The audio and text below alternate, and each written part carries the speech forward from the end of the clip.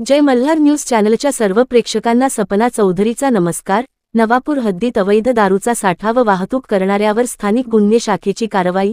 तब्बल 92,78,460 रुपये किमतीचा मुद्देमाल जप्त।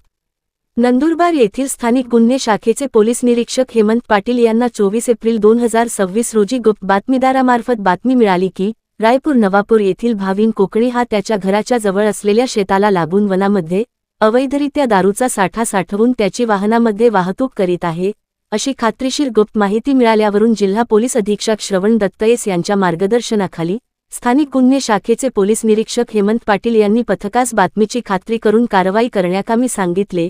मिळालेल्या बातमीचे अनुषंगाने स्थानिक गुन्हे शाखेचे पथकाने भाविन कोकणी याच्या घराजवळील शेताजवळ असलेल्या लहान टेकडीच्या शेजारी झाडाझुडपातील खाचेच्या ठिकाणी छापा टाकला असता सदर ठिकाणी काही इसम व वाहने असे जमिनीवर ठेवलेल्या दारूसहित दिसून आले। सदर इसमांना पोलीस आल्याचा सुगावा लागल्याने ते तेथून पळ काढत असताना पथकाने एका इसमाला ताब्यात घेतले। त्यास त्याचे नाव गाव विचारता त्याने त्याचे नाव धर्मेश मंगू धोडी एकलारा वलसाड गुजरात असे सांगितले व सदरचा माल हा भाविन कोकणी याचा असल्याचे त्याने सांगितले।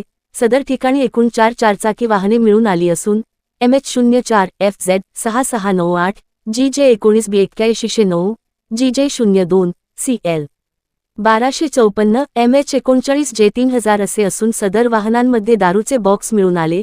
त्यान्वये सदर ठिकाणाहून एकूण 92,78,460 रुपये किमतीचा अवैध दारूचा मुद्देमाल एकूण 4 वाहनासह जप्त करण्यात स्थानिक गुन्हे शाखेला यश मिळाले आहे। आरोपीविरुद्ध नवापूर पोलीस ठाणे येथे महाराष्ट्र दारूबंदी कायदा कलम 65 इ 108 83 प्रमाणे गुन्हा दाखल करण्यात आला आहे।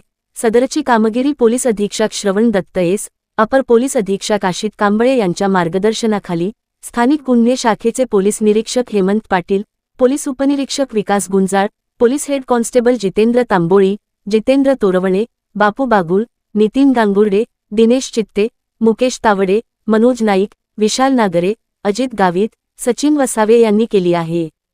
सपना चौधरी, जय मल्हार न्यूज, नंदुरबार।